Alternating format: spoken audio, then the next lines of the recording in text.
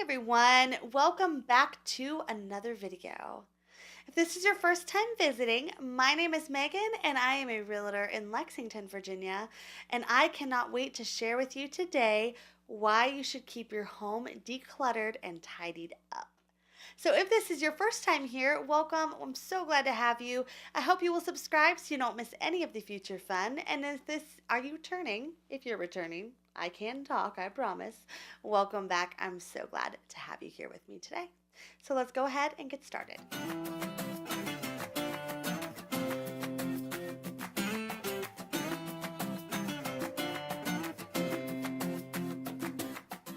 All right, so let's discuss tidying up and clutter bugging it.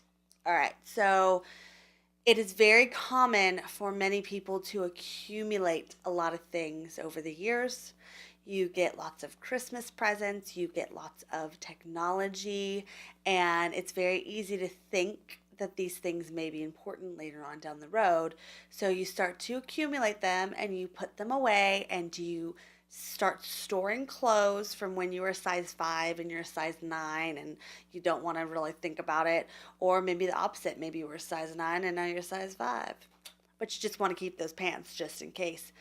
And you keep them and you store them, but you don't need them in your closet. So you put them in a nice little box and you put that box in a nice little corner of your house. And the cycle continues until those corners are full. And then what happens is you start stuffing boxes underneath beds and you start stuffing boxes in little other crevices and other cubby holes. And before you know it, you have a lot of stuff in your house.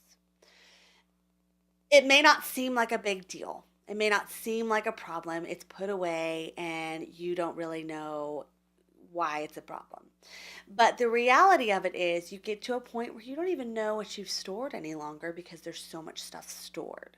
So what I recommend doing, and it's for ease of making sure that you don't have any type of valuables that might be stored that need to be looser, making sure that you don't have any type of, things that might attract animals or anything stored maybe in a garage or places that you don't want other vermins coming to, rodents, and you need to get rid of them. So go ahead and think about those places in your house.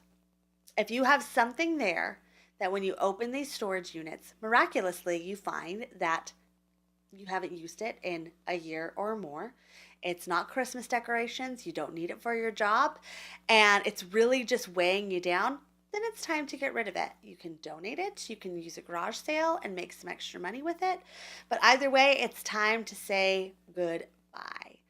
What I have also found is that it may not seem like a problem at this very moment. You're not planning to move anytime soon. You've loved this stuff for a long time, but at some point, when you do decide it's time to move, you're going to realize how much stuff you have and feel overwhelmed at the idea and task of collecting it and moving it out somewhere.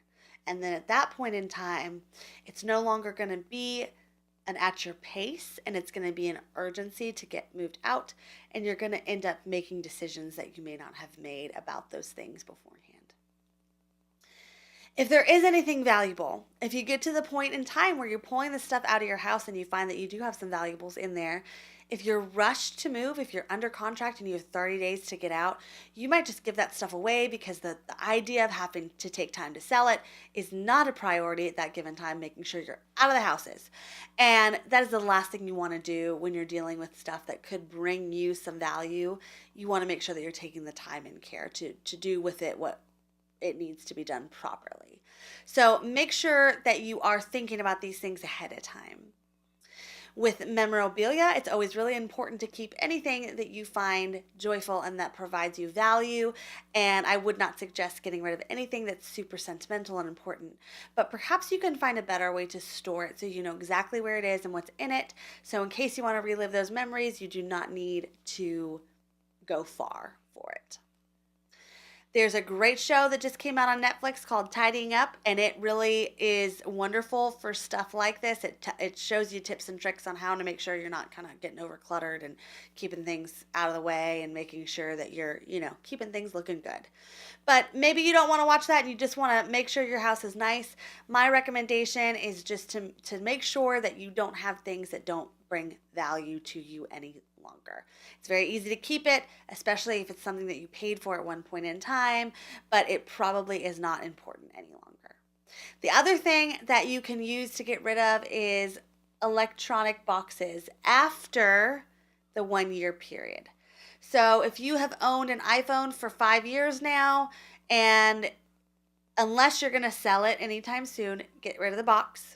If you have a printer or a computer or anything that after a certain period of time that value with the box goes away, it's time to chuck it out the door. I'm a huge saver of boxes. I save all my technology boxes, but then it comes to a point where after a few years, the technology is gone and I still have the box. So the recommendation of that is to make sure after the 1 year period, if there's no more warranties left or there's no more reason to sell it and the box is not going to provide you more value if you do sell it, then it's time to get rid of it.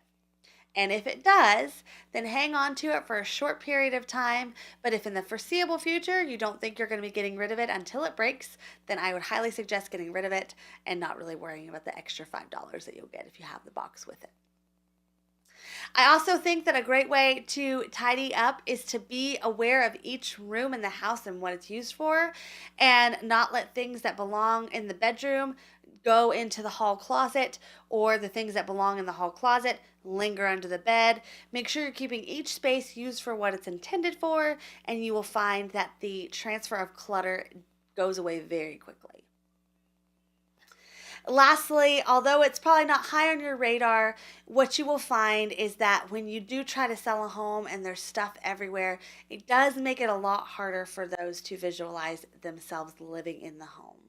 They look in closets, they look in cabinets, they look a lot of places that you may not be as concerned about, but it is important to make sure that those are looking as nice as possible in the instance that you are planning to be on the market. And if you do decide, hey, it's spring coming, we really want to put our house on the market, the last thing you're going to want to be doing then too is scrounging around to get rid of that stuff that you haven't seen in a really long time. So take the time now to go through it and get rid of what needs to go away, and make sure to properly store the stuff that needs to stay. I can't wait to see any type of progress. I would love you to share with me if you have anything below, and we will see you in the next video.